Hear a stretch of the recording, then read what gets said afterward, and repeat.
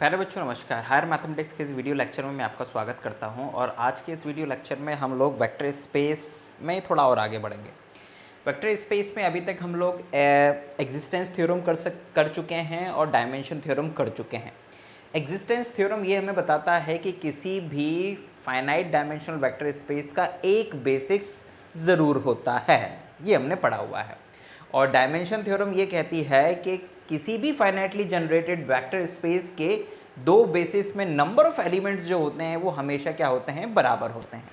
Now अब आगे बढ़ते हुए हम एक नए थ्योरम पे पहुंचे हैं और वो थ्योरम हमसे ये कहता है, आज हम लोगों को बेसिकली कई सारे थ्योरम्स करने हैं और आज ही इसी लेक्चर में कंप्लीट करने हैं। दैट्स वाई कई सारे थ्योरम्स ऐसे होंगे जिनके प्रूफ्स को मैं बड़े शॉर्ट में आपको बताऊंगा या फिर केवल ओरली समझा दूंगा और उन प्रूफ्स को आप आसानी से समझ पाएंगे और अपनी लैंग्वेज में भी लिख पाएंगे अपने रेफरेंस बुक की मदद से, क्योंकि अब आप काफ़ी कुछ वेक्टर स्पेस में पढ़ चुके हैं, ठीक है ना। तो एक जनरल अप्रोच बन जाती है कि थ्योरम्स में हमें क्या क्या करना है, क्योंकि काफ़ी थ्योरम्स आप लोगों ने प्रूफ भी कर ली हैं अभी तक। So what every linearly independent subset of finitely generated vector space FGV, finitely generated vector space VF forms a part of a basis of V। सो इसी थ्योरम को एक और स्टेटमेंट से भी जाना जाता है। ये तो एक्सटेंशन थ्योरम का मेन स्टेटमेंट है। इसी थ्योरम को एक दूसरे तरीके से भी लिख सकते हैं, every linearly independent subset of a finitely generated vector space VF is either a basis of V और can be extended to form a basis of V। यानी कि किसी भी फाइनाइटली जनरेटेड वेक्टर स्पेस के किसी लीनियरली इंडिपेंडेंट सबसेट को या तो वो खुद ही बेसिस बन जाएगा या फिर उसे एक्सटेंड करके बेसिस बनाया जा सकता है, किसका, V का। और ये भी ध्यान रखिएगा कि V क्या है, एक फाइनाइटली जनरेटेड वेक्टर स्पेस है। तो आप सबसे पहले जो चीज़ इसमें प्रूफ करनी है उसके लिए क्या करेंगे, आप मैं ओरली बताता हूँ आपको, जो ज़रूरत होगी वो यहाँ पे लिख दूंगा। तो सबसे पहले इसके प्रूफ में जो मैं बोलता जा रहा हूँ वो आपको लैंग्वेज के फॉर्म में लिख देना है। भाई सबसे पहले तो मान लो क्या, एक एस सेट मान लो α1 α2 डैश डैश डैश αm, ठीक है ना। ये आपने αm मान लिया। क्या मान लिया है कि S एक m वेक्टर्स का लीनियरली इंडिपेंडेंट सबसेट है, ठीक है ना। क्या है, सबसेट है of V। Okay, let dimension of V is equals to n। अगर आप ये कह रहे हैं कि भाई क्योंकि n जो था वो फाइनाइटली जनरेटेड था उसका, तो उसका डायमेंशन आपने मान लिया कि n है। तो अगर n है तो इसका मतलब ये हुआ कि उसका एक बेसिस ज़रूर होगा। मान लीजिए कि वो बेसिस S डैश है और उसमें एलिमेंट्स है β1 β2 एंड डैश डैश βn, ठीक है ना। तो ये इसका बेसिस है, ठीक। ध्यान दीजिएगा कि बेसिस है कौन, ये बीटा, और ये है एक लीनियरली इंडिपेंडेंट सेट, ठीक। अब जरा ध्यान दीजिएगा कि हम एक सेट बनाते हैं S1। क्या बनाते हैं, S1, और उसमें हम लोग ये अल्फाज भी रख लेते हैं, ये बीटाज भी रख लेते हैं, यानी कि α1 α2 डैश डैश αm और β1 β2 एंड डैश डैश βn, ये हमने एलिमेंट्स यहाँ पर ले लिए। तो डेफिनेटली ये जो S1 है, इस S1 में नंबर ऑफ एलिमेंट्स कितने हैं, इसमें m प्लस n एलिमेंट्स हैं। कितने एलिमेंट्स हैं, m प्लस एलिमेंट्स हैं। और ये भी ध्यान रखिएगा कि क्योंकि β1 β2 βn बेसिस है किसका, इस वेक्टर स्पेस V का, तो इसका मतलब ये हुआ कि इन अल्फास में से किसी भी अल्फा को आप इन बीटास के लीनियर कॉम्बिनेशन के रूप में लिख सकते हैं, ठीक। इसका मतलब क्या हुआ, अल्फा कैन बी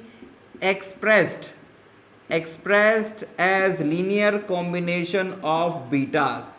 तो ये बीटास के लीनियर कॉम्बिनेशन के रूप में लिखा जा सकता है, क्योंकि क्या है, ये जो S डैश है ये बेसिस है, S डैश इज बेसिस, तो दैट्स वाई आप इसको लिख सकते हैं। और अगर आप ये कह रहे हैं कि भाई अल्फा को आप बीटास के लीनियर कॉम्बिनेशन के रूप में लिख सकते हो, तो इसका मतलब ये हुआ कि दिस इंप्लाइज दैट कि S1 is linearly dependent set. Okay, तो अगर S1, एक्चुअल में ये सब हमने इसलिए बताया क्योंकि इसे लीनियरली डिपेंडेंट बताना था पहले, तो हमने S1 को क्या कह दिया, लीनियरली डिपेंडेंट कह दिया। अब जैसे ही कोई सेट लीनियरली डिपेंडेंट हो जाता है तो आप उसमें कोई वेक्टर ढूंढ सकते हैं जिसको कि उसके प्रीसीडिंग यानी कि उसके पूर्व के वेक्टर्स के लीनियर कॉम्बिनेशन के रूप में लिखा जा सकता है। करेक्ट, लीनियरली डिपेंडेंट होने के कारण। और अब क्वेश्चन ये अराइज होता है कि इनमें से वो वेक्टर कौन सा होगा, तो इनमें से वो वेक्टर जिसे उसके प्रीसीडिंग वेक्टर्स के लीनियर कॉम्बिनेशन के रूप में लिखा जा सकता है वो वेक्टर होगा इन बीटाज में से। अब आप पूछेंगे कि सर बीटाज में से ही क्यों होगा, कारण ये है कि बीटाज में से इसलिए होगा क्योंकि अल्फाज तो क्या है, लीनियरली इंडिपेंडेंट है, और जब भी आप उनका लीनियर कॉम्बिनेशन बनाओगे तो उसके जो कोफिशिएंट है नॉर्मली क्या हो जाएंगे, 0 हो जाएंगे।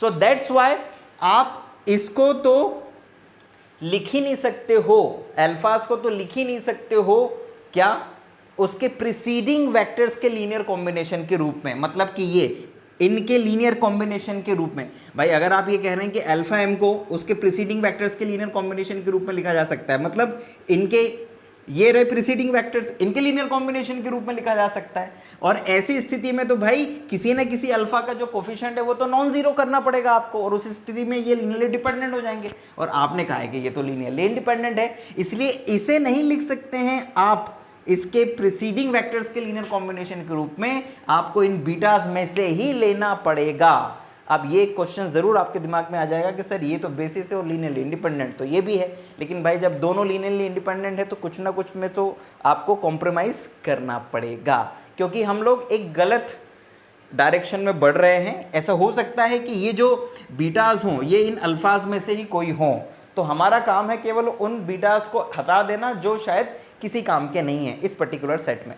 तो अगर S1 लीनियरली डिपेंडेंट है और अल्फाज को उसकी प्रीसीडिंग वेक्टर्स के लीनियर कॉम्बिनेशन के रूप में नहीं लिखा जा सकता है, तो हम किसी ना किसी बीटा आई को लिखेंगे प्रीसीडिंग वेक्टर्स के लीनियर कॉम्बिनेशन के रूप में। और जैसे ही हम इस बीटा आई को इन वेक्टर्स उसके प्रीसीडिंग वेक्टर्स के लीनियर कॉम्बिनेशन के रूप में लिखेंगे, तो ऐसी स्थिति में हम इस S1 में से उस बीटा आई को हटा देंगे, यानी कि S1 माइनस उस बीटा आई को आप हटा दीजिए, तो एक नया सेट बनेगा कौन सा, S2।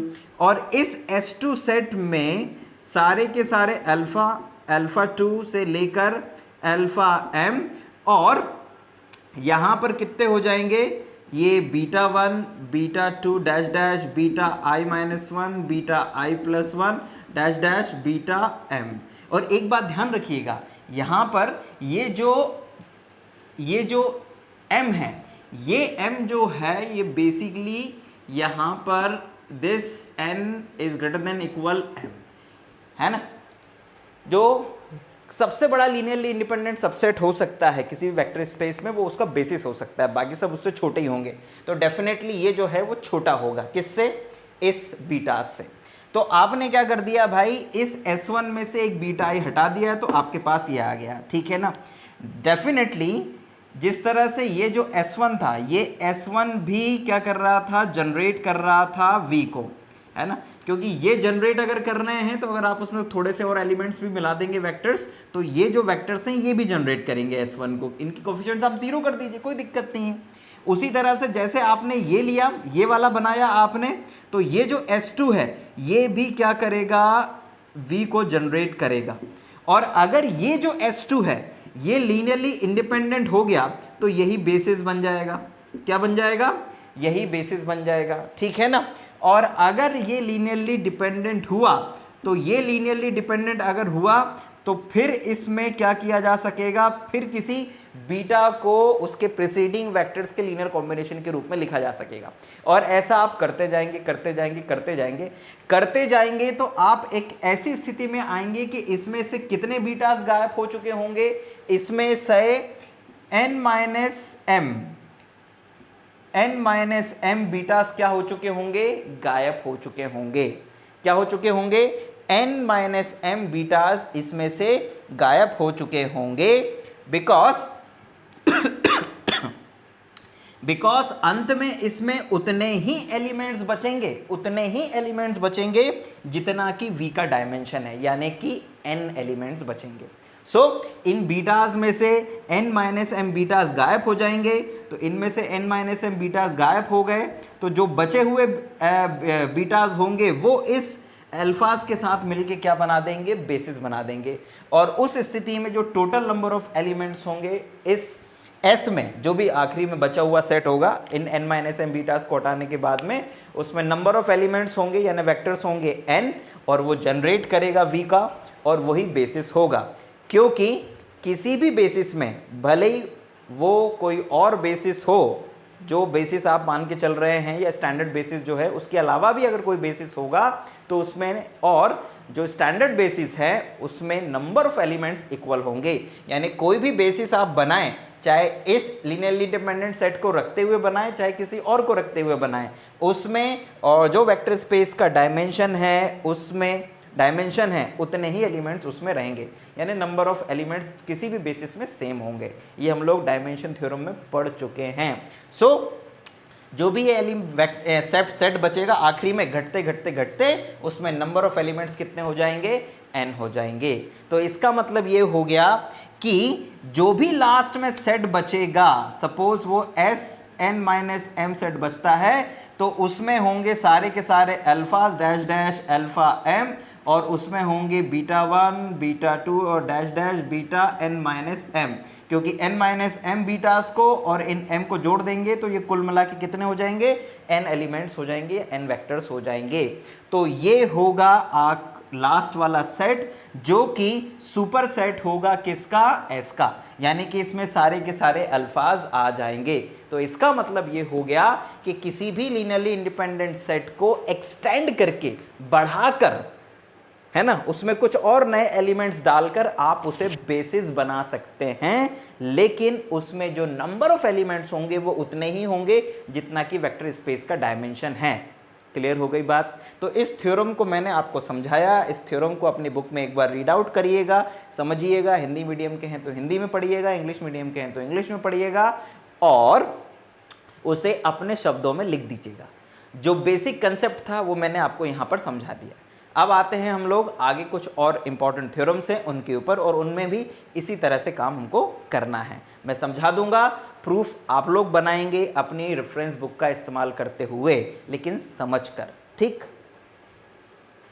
नाउ बच्चों आइए ज़रा शॉर्ट में इन दो थ्योरम्स के ऊपर डिस्कशन करते हैं। थ्योरम हमसे ये कहती हैं कि each set of n plus 1 or more vectors of finitely generated vector space VF of dimension n, that is important कि इसका dimension n है, is linearly dependent।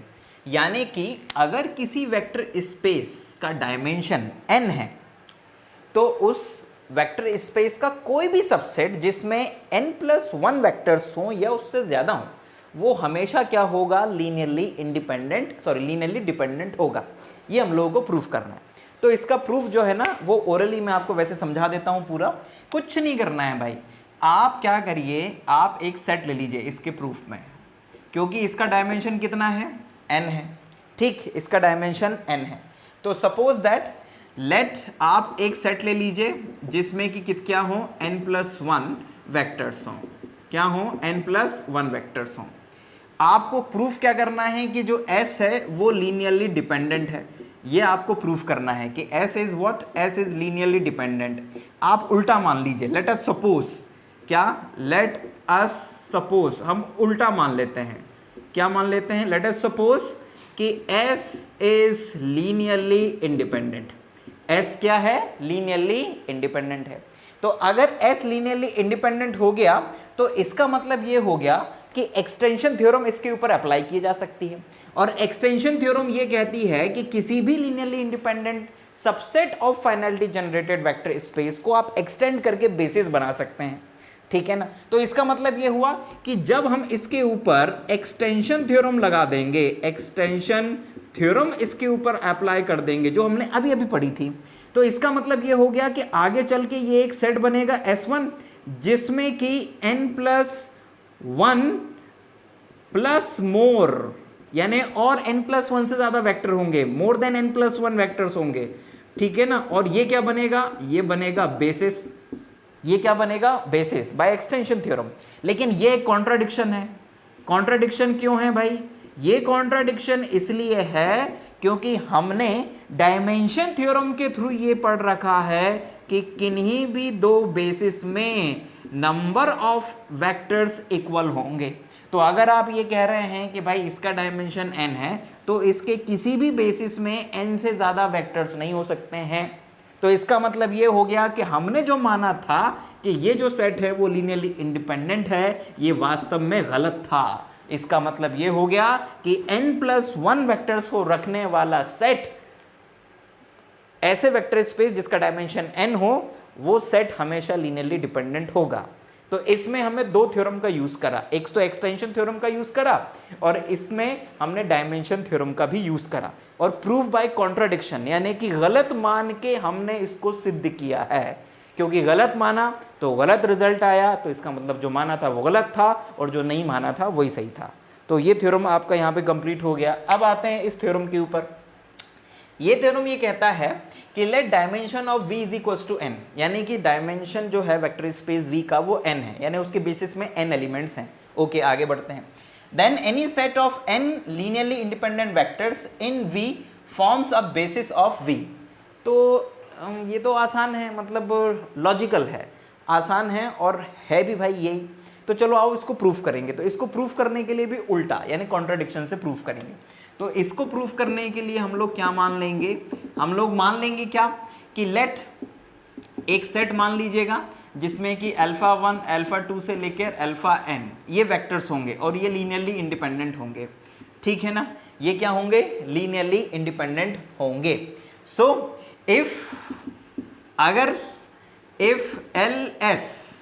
ls is equals to v, यानी कि ये जो ऐसे अगर v को जनरेट कर दे तो लीनियरली इंडिपेंडेंट था ही पहले से ही, आपने जनरेट भी करवा दिया, तो इसका मतलब ये हो गया कि s इज बेसिस। ठीक है ना, s इज बेसिस। और अगर ls is equals to v नहीं होगा तो फिर इस लीनियरली इंडिपेंडेंट सेट के ऊपर लगा देना एक्सटेंशन थ्योरम। कौन सा थ्योरम, एक्सटेंशन थ्योरम लगा देना। और एक्सटेंशन थ्योरम से क्या हो जाएगा कि इस लीनियरली इंडिपेंडेंट सेट को हम एक्सटेंड करके बेसिस बना सकते हैं। तो जो भी एक्सटेंशन के बाद में बेसिस बनेगा उसमें जो भी आपका s डैश बनेगा एक्सटेंशन के बाद, आफ्टर एक्सटेंशन थ्योरम अप्लाइंग, तो उस s डैश में क्या होंगे, n+ वेक्टर्स होंगे, यानी मोर देन n वेक्टर्स होंगे। ठीक, लेकिन ये क्या है, ये कॉन्ट्राडिक्शन है। कैसा कॉन्ट्राडिक्शन है,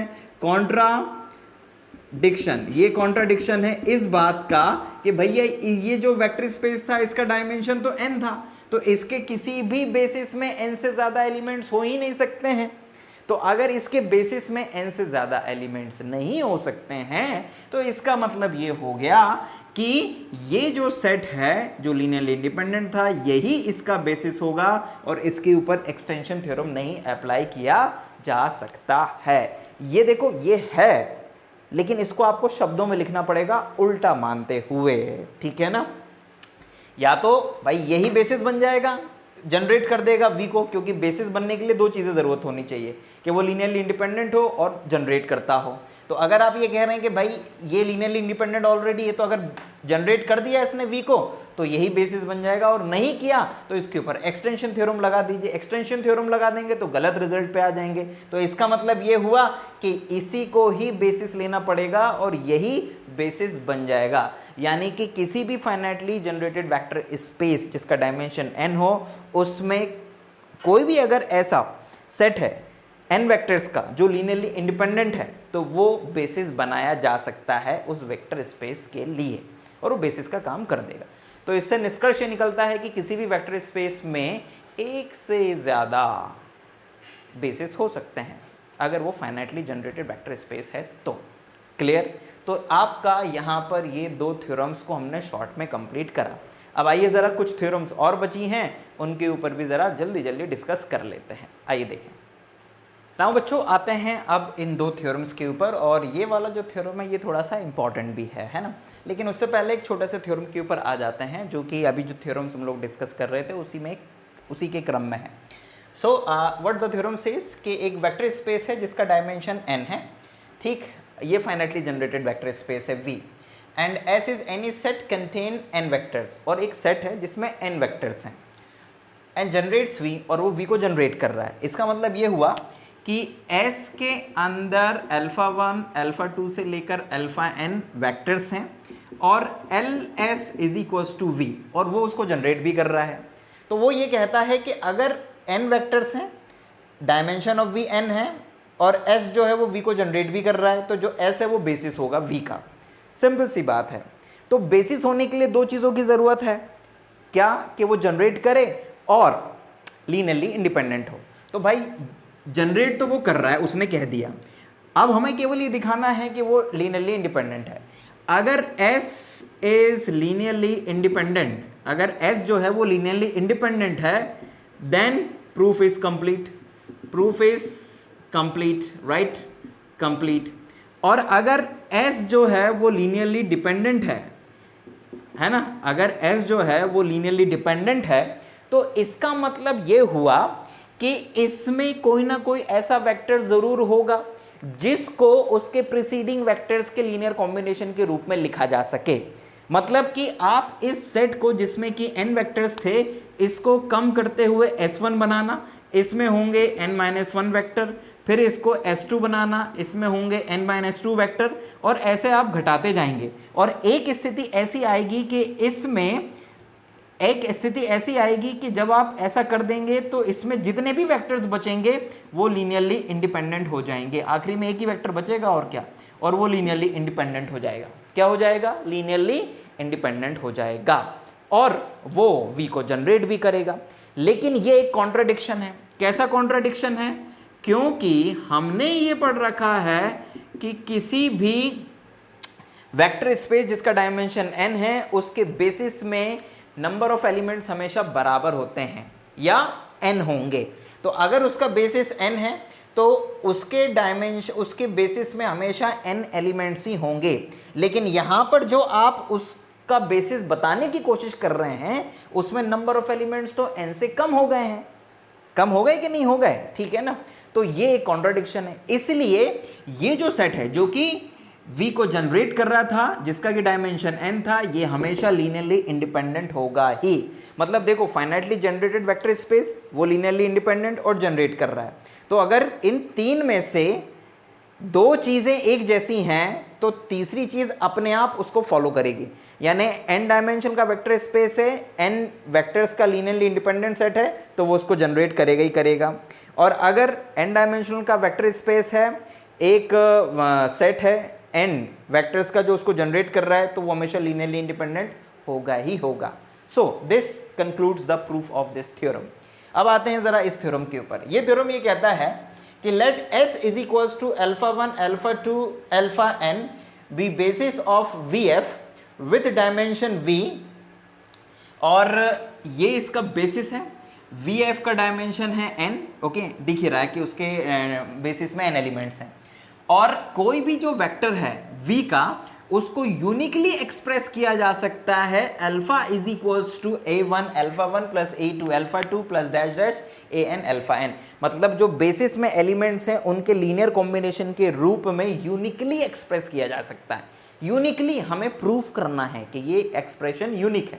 तो भाई सिंपल सी बात है कि जब भी आपको ये प्रूफ करना हो कि वो यूनिक है, तो आप मान लो कि वो यूनिक नहीं है। मतलब मान लो कि उसको दो तरीके से एक्सप्रेस किया जा सकता है। तो हम इसको प्रूफ करने के लिए क्या कहेंगे? सबसे पहले तो जो दिया है लिख देना कि late vf is a finite dimensional vector space, dimension of v is equals to n, s is the basis of this one, ठीक है ना, and alpha belongs to v. Let us suppose that alpha can be expressed by two ways, मतलब उसे दो तरीकों से व्यक्त किया जा सकता है। कैसे? alpha is equals to a1 alpha1 a2 alpha2 plus dash an alpha n, ये पहला तरीका हो गया। दूसरा तरीका आप मान लो b1 alpha1 plus b2 alpha2 plus dash dash bn alpha n, ठीक। और ये दोनों एक ही एलिमेंट के रिप्रेजेंटेशन है। तो अगर इनकी LHS बराबर हैं तो इसका मतलब ये हो गया कि a1 alpha1 a2 alpha2 plus dash dash an alpha n is equals to होगा b1 beta1 b2 beta2 n plus dash dash bn beta n, bn beta n, ये इसके इक्वल हो जाएगा। समझ में आया? अब this is equal to this one, sorry यहाँ पर बीटा वन नहीं आएगा, सब जगह अल्फा ही आएगा ना भाई, क्योंकि बेसिस तो सेम है ना दोनों के लिए। सो अल्फा 1 अल्फा 2 और अल्फा n, इन सबको इधर लेके आएंगे तो हम इसको ऐसे लिख सकते हैं फिर a1 माइनस b1 अल्फ़ा 1, फिर a2 minus b2 alpha 2 plus dash dash an minus bn और ये alpha n is equals to 0। हम इस तरह से लिख सकते हैं। अब ज़रा ध्यान दीजिएगा कि ये एक लीनियर कॉम्बिनेशन है और इक्वल टू 0 है ना, और अल्फ़ा 1 अल्फ़ा 2 से लेकर अल्फ़ा n, और ये जो अल्फाज हैं ये क्या हैं, बेसिकली ये हैं लीनियरली इंडिपेंडेंट, क्योंकि ये बेसिस के एलिमेंट्स हैं और वो लीनियरली इंडिपेंडेंट होता है ना, क्योंकि S is basis and therefore this is linearly independent. तो अल्फाज लीनियरली इंडिपेंडेंट है, तो इसका मतलब ये हो गया कि a1 minus b1 is equals to 0, a2 minus b2 is equals to 0 dash dash an minus bn is equals to 0, क्योंकि लीनियरली इंडिपेंडेंट वेक्टर्स का लीनियर कॉम्बिनेशन बनाए और उसको इक्वल टू 0 कर देंगे तो सारे स्केलर्स को ही 0 होना पड़ेगा, तो इसलिए ये सारे स्केलर्स क्या हो जाएंगे, 0 हो जाएंगे। तो इसका मतलब ये हो गया कि a1 बराबर b1, a2 बराबर b2 डैश डैश an बराबर bn। तो इसका मतलब ये जो आपने अलग अलग माना था ना, ये अलग अलग नहीं है, वास्तव में ये जो स्केलर्स हैं ये एक जैसे ही हैं, मतलब एक ही हैं, ठीक। इट मीन्स किसी भी n डायमेंशनल वेक्टर स्पेस के किसी वेक्टर को उसके बेसिस के लीनियर कॉम्बिनेशन के रूप में यूनिकली एक्सप्रेस किया जाता है, या वो जो रिप्रेजेंटेशन होता है वो यूनिक होता है, उसके अलावा और कोई रिप्रेजेंटेशन नहीं बनाया जा सकता है, ठीक। तो इस तरह से बच्चों हम लोगों ने इस वीडियो लेक्चर में 2 से लगभग 2, 4 और 5 थ्योरम्स को आपके साथ में डिस्कस किया। आई होप कि ये जो डिस्कशन है आपके लिए लाभदायक होगा और आप इन थ्योरम्स का अपनी भाषा में, चाहे आप किसी भी लैंग्वेज में पढ़ रहे हों, उस भाषा में प्रूफ बना पाएंगे। ध्यान रखिएगा, कंसेप्ट को समझिए और अपनी बुक्स को पढ़ते रहिए, क्योंकि इसके अलावा और कोई माध्यम नहीं है नॉलेज गेन करने का। अगर आप मीडियम से परेशान होते रहेंगे कि ये इंग्लिश है, ये हिंदी है, हमें समझने में दिक्कत हो रही है, तो आप कभी सीख नहीं पाएंगे, ठीक है। इसलिए लैंग्वेज कोई सी भी हो, थोड़े दिनों तक आपको परेशान करेगी, लेकिन फिर आपको समझ में आने लगेगा, ठीक। नाउ बच्चों, 5 थ्योरम्स कंप्लीट करने के बाद में आते हैं अब इन 2 इंपॉर्टेंट थ्योरम्स के ऊपर। ये जो 2 थ्योरम्स हैं इंपॉर्टेंट भी हैं और इनका प्रूफ मैं आपके लिए छोड़ूंगा कंप्लीटली, बस आपको समझा के जाऊंगा कि इनमें करना क्या है basically. So look at that, 2 theorems हैं और बाय नेम थ्योरम्स हैं। एक है डायमेंशन ऑफ सब स्पेस और दूसरी है एग्जिस्टेंस ऑफ कॉम्प्लीमेंट्री सब स्पेस।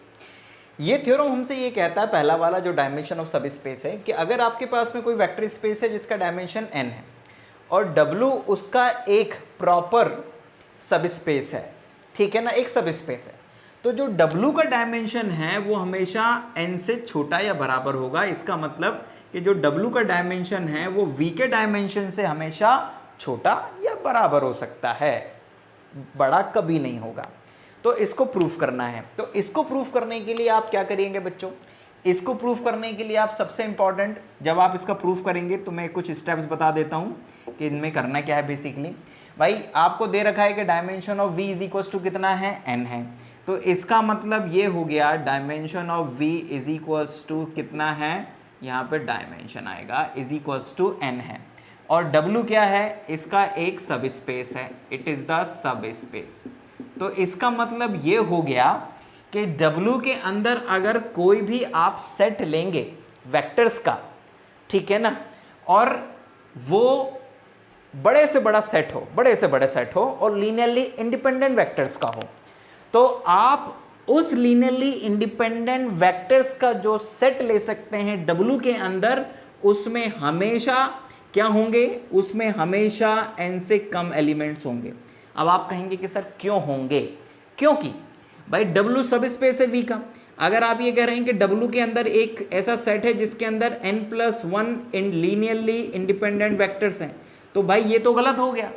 क्यों, क्योंकि हमने ये पढ़ रखा है कि किसी भी वेक्टर स्पेस जिसका डायमेंशन n हो, उसमें n+1 वेक्टर्स वाला कोई भी जो सेट होगा वो हमेशा लीनियरली डिपेंडेंट होगा, इंडिपेंडेंट नहीं हो सकता है। तो इसका मतलब ये हो गया कि W के अंदर भी भाई V के वेक्टर्स है ना, तो W के अंदर भी अगर आप कोई सबसेट लेंगे वेक्टर्स का, है ना, तो उसमें n+1 लीनियर इंडिपेंडेंट वेक्टर्स नहीं हो सकते हैं। तो इसका मतलब ये हो गया कि W के अंदर जो भी maximum vectors with linearly independent लिए जा सकते हैं वो जो होंगे वो alpha 1 alpha 2 dash dash alpha m होंगे, और ये जो m होगा हमेशा n से क्या होगा, छोटा होगा। इट मीन्स ये वो वेक्टर्स हैं जिनकी संख्या n से छोटी है, क्योंकि हमने देखा कि बराबर ले सकते हैं वो चल जाएगा, लेकिन बड़ा नहीं ले सकते हैं क्योंकि वो लीनियरली डिपेंडेंट हो जाएगा। इसलिए मैक्सिमम जो हो सकते हैं m वो n के बराबर हो सकता है या उससे छोटा होगा। तो this is the linearly independent set. क्या? This is the linearly independent set. अब हमें केवल ये दिखाना है कि ये जो सेट है ये क्या कर रहा है, ये W को जनरेट भी कर रहा है। क्योंकि अगर हमने ये दिखा दिया कि ये W को जनरेट कर रहा है तो भाई S W को जनरेट कर रहा है, लीनियरली इंडिपेंडेंट है और इस शर्त का पालन करता है। तो इसका मतलब ये हो जाएगा कि dimension of W is equals to m हो जाएगा और m is less than equal n। यही आपको प्रूव करना था। अब ये जो S है ये W को जनरेट कर रहा है, इसे दिखाने के लिए क्या करोगे, एक कोई अल्फा ले लेना W का, ठीक है ना, और ये आपने W का कोई एलिमेंट ले लिया। तो इसका मतलब ये हुआ, इसका मतलब ये हो गया कि अगर आप एक S1 सेट बनाएंगे alpha 1 alpha 2 dash dash alpha m elements का, और यहाँ पर ले लेंगे अल्फा। अब तो भाई ये जो लीनियरली इंडिपेंडेंट सेट था इसमें आपने एक वेक्टर और जोड़ दिया, ये W का ही है, तो ये एक अल्फा हो गया। तो ये जो S1 सेट हो जाएगा ये लीनियरली डिपेंडेंट हो जाएगा। क्या हो जाएगा? लीनियरली डिपेंडेंट हो जाएगा। आई रिपीट, आपको केवल ये दिखाना है कि जो W है वो S से जनरेट हो रहा है। तो आपने एक एलिमेंट लिया W का और उसको इस लीनियरली इंडिपेंडेंट सेट में मिला दिया, तो एक ये सेट बन गया। अब क्योंकि ये लीनियरली इंडिपेंडेंट था और ये एक नया सेट बना दिया तो ये लीनियरली डिपेंडेंट हो जाएगा। सिंपल सी बात है। अब ज़रा ध्यान दीजिएगा, क्योंकि ये लीनियरली डिपेंडेंट सेट बन गया है तो इसका मतलब इसमें कोई ना कोई एक ऐसा वेक्टर आप ढूंढ सकते हैं जिसको उसके प्रीसीडिंग वेक्टर्स के लीनियर कॉम्बिनेशन के रूप में लिखा जा सकता है, लेकिन वो इन अल्फा आईज में से कोई भी नहीं होगा, क्योंकि ये सारे जो अल्फा आई हैं ये लीनियरली इंडिपेंडेंट हैं। तो इसका मतलब क्या होगा? इसका मतलब ये हो गया कि उस वेक्टर को हर स्थिति में अल्फा को ही होना पड़ेगा। तो इसका मतलब ये हो गया कि अल्फा को हम a1 alpha 1 a2 alpha 2 plus dash dash am alpha m के रूप में लिख सकते हैं, यानी कि अल्फा के प्रीसीडिंग वेक्टर्स के लीनियर कॉम्बिनेशन के रूप में लिख सकते हैं। यानी किसी भी एलिमेंट ऑफ W को हम अल्फा 1 अल्फा 2 अल्फा m के लीनियर कॉम्बिनेशन के रूप में एक्सप्रेस कर पा रहे हैं। तो इसका मतलब ये हो गया कि जो S था वो W को जनरेट कर रहा है, और S W को जनरेट कर रहा है, S लीनियरली इंडिपेंडेंट था। इसका मतलब ये हो गया कि डायमेंशन ऑफ इसका मतलब ये हो गया कि जो S है वो बेसिस बन जाएगा किसके लिए? W के लिए। और क्योंकि उसमें m एलिमेंट्स हैं तो इसका मतलब ये हो गया कि dimension of W is equals to m हो गया, जो कि क्या है? n से छोटा है, जिसको कि हम शुरुआत में ही लेके चले थे, राइट। तो इस तरह से डायमेंशन ऑफ सब स्पेस थ्योरम को आप इस तरह से प्रूव कर सकते हैं। क्लियर? तो यहाँ पर एक थ्योरम कंप्लीट हो गया। इसको आप अपनी लैंग्वेज में अपनी बुक से देखकर अच्छे से लिख लीजिएगा, ठीक है। और इतनी थ्योरम्स पढ़ ली हैं आपने वेक्टर स्पेस में कि अब आपको बुक आसानी से समझ में आ जाएगी। कोई भी प्रूफ आप समझ सकते हैं। आप इतने बड़े मैथमेटिशियन बन गए हैं वेक्टर स्पेस के केस में। और एक लास्ट थ्योरम, ठीक है ना, इसके बाद में फिर हमारा अगला टॉपिक आ जाएगा, जिसमें कि हम लोगों को बेसिकली करना क्या था, हमको dimension of sum of two subspaces और क्वोशिएंट सब स्पेस का डायमेंशन फाइंड करना था। तो इनके बाद में हम फिर उन थ्योरम्स के ऊपर आ जाएंगे आसानी से। अब एक थ्योरम और बचा है, वो है एग्जिस्टेंस ऑफ कॉम्प्लीमेंट्री सब स्पेस। अब ये थ्योरम क्या कहता है, पहले इस चीज़ को समझिए। थ्योरम ये कहता है कि अगर आपके पास में एक वेक्टर स्पेस है जिसका डायमेंशन है n, क्या है? डायमेंशन है इसका n, और एक W1 सब स्पेस है, W1 एक सब स्पेस है V का, ऑफ V, और dimension of W1 is equals to m है, and this m is less than n। मतलब W1 का डायमेंशन m है, V का डायमेंशन n है, और जो m है वो n से छोटा है।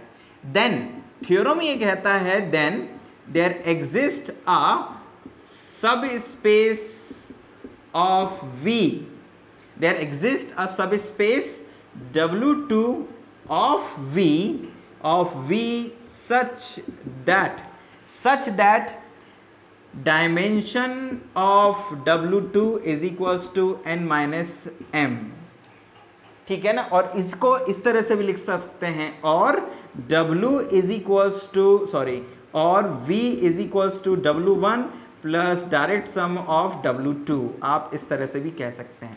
मतलब थ्योरम ये कहती है कि आपके पास में एक वेक्टर स्पेस है जिसका डायमेंशन n है, एक W1 सब स्पेस है जिसका डायमेंशन m है जो कि n से छोटा है। तो थ्योरम ये कहती है कि फिर ऐसी स्थिति में आपको एक सब स्पेस और मिल जाएगा V का ही, जिसका डायमेंशन n माइनस m होगा। क्या होगा? n minus m। इसका मतलब अगर ये 5 है, n बराबर 5 है और m बराबर 3 है, तो इसका मतलब ये हो गया कि n माइनस m यानी कि 2 डायमेंशन का आपको एक और वेक्टर सब स्पेस V का मिल जाएगा।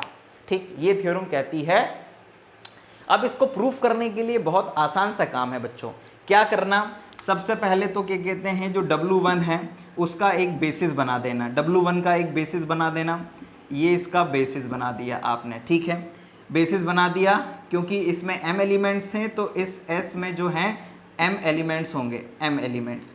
फिर आप V का एक बेसिस बना देना, ठीक है ना। अब क्योंकि जो W है वो V का ही क्या है, सब स्पेस है, और ये ऑलरेडी इसका बेसिस और लीनियरली इंडिपेंडेंट सेट होगा, तो इसको एक्सटेंड करके आप V का बेसिस बना सकते हो। तो एक S1 बना लेना जिसमें कि कितने एलिमेंट्स होंगे। अगर आप ये कह रहे हैं कि इस S में अल्फा 1 अल्फा 2 से लेकर अल्फा m एलिमेंट्स थे, तो जब आप इसको एक्सटेंड करेंगे तो अल्फा 1 अल्फा 2 से लेकर अल्फा m, फिर alpha m plus 1 dash dash alpha n, मतलब क्योंकि इसका डायमेंशन n था तो इसके बेसिस में m एलिमेंट्स हो जाएंगे। कितने एलिमेंट्स हो जाएंगे? m एलिमेंट्स हो जाएंगे। और W1 के बेसिस में तो ऑलरेडी m एलिमेंट्स थे। ठीक, अब आपको करना ये है, अब आपको ये करना है कि इस S1 का एक सबसेट लेना है आपको S2, जो कि ऑलरेडी लीनियरली इंडिपेंडेंट होगा, है ना, क्योंकि ये लीनियरली इंडिपेंडेंट सेट है, ओके, क्योंकि बेसिस है V का। तो इसका कोई भी आप सबसेट लेंगे वो भी क्या होगा, अपने आप में लीनियरली इंडिपेंडेंट होगा। तो एक S2 सबसेट बनाइएगा जिसमें alpha 1 alpha 2 dash dash alpha n minus m vectors हों। कितने वेक्टर्स हों? n माइनस m वेक्टर्स हों। और अब दिखा दीजिएगा कि ये जो S2 है ये एक ऐसा लीनियरली इंडिपेंडेंट सबसेट है जो कि जनरेट करता है किसको? W2 को। So this S2 will generate W2, ये आपको दिखाना है। और ये जो W2 है इसका डायमेंशन n माइनस n है, और ये W2 को जनरेट करता है। ये दिखाने के लिए आप केवल ये दिखाइएगा कि V is equals to W1 direct sum of W2, केवल ये दिखा दीजिएगा। इसका मतलब ये हो गया कि V is equals to W1 plus W2 और W1 intersection W2 is equals to 0 element. ये दो चीजें दिखा दीजिएगा, आपका काम हो जाएगा। क्योंकि अगर आप ये कह रहे हैं कि भाई W2 एक सबस्पेस है जो कि S2 से जनरेट हो रहा है और जिसमें n माइनस m वेक्टर्स हैं, तो इसका मतलब ये हो गया कि W1 और W2 का जब आप डायरेक्ट सम करेंगे तो आपको V मिल जाना चाहिए। और डायरेक्ट सम तभी होगा जब V is equals to W1 plus W2 हो जाए और W1 intersection W2 is equals to 0 vector हो जाए। तो इस थ्योरम में जो प्रूफ करना था वो इनडायरेक्ट वे में कहां पर आ गया? यहां पर आ गया कि W1 plus W2 is equals to V और W1 intersection W2 is equals to 0। और ये आप लोग प्रूफ कर चुके हैं। किसमें? ये आप प्रूफ कर चुके हैं जब आपने direct sum of two vector subspaces पढ़ा होगा। ठीक, तो ये आप आसानी से प्रूफ कर लेंगे। और नहीं भी तो जब आप अपनी बुक को देखेंगे, उसमें प्रूफ देखेंगे इस थ्योरम का, तो आपको आसानी से समझ में आ जाएगा, क्योंकि ये दोनों चीज़ें दिखाना कोई बड़ी बात नहीं है। तो इस तरह से ये भी आपकी एक थ्योरम हो गई। इस थ्योरम की प्रैक्टिकल अप्रोच बहुत इंपॉर्टेंट है ये समझने के लिए कि कोई भी वेक्टर स्पेस जो होता है उसके सब स्पेस अगर है और एक सब स्पेस का डायमेंशन पता हो तो दूसरे सब स्पेस का डायमेंशन आप कैसे निकाल सकते हैं। तो ये एक इम्पॉर्टेंट थ्योरम है, ये भी एक इम्पॉर्टेंट थ्योरम है। दोनों थ्योरम्स के क्वेश्चंस आप न्यूमेरिकल देख लीजिएगा अपनी बुक में। जब हम अगली वीडियो लेक्चर में मिलेंगे बच्चों, तो आपके साथ में बात करेंगे dimension of sum of two subspaces, और फिर अगला लेक्चर होगा हमारा dimension of quotient subspace. तो ये 2 लेक्चर और बचे हैं, और इसके बाद में फिर हम लीनियर ट्रांसफॉर्मेशन के ऊपर आ जाएंगे। तो इन थ्योरम्स को अच्छे से कंप्लीट कर लीजिए, इनके नोट्स बना लीजिए।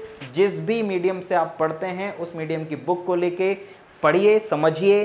गाइडेंस मैंने आपको दे दिया है, अप्रोच समझ के अच्छे से नोट्स तैयार कर लीजिए। बहुत बहुत धन्यवाद। हम जल्दी नेक्स्ट वीडियो में फिर आपके सामने उपस्थित होंगे। जय हिंद, वंदे मातरम।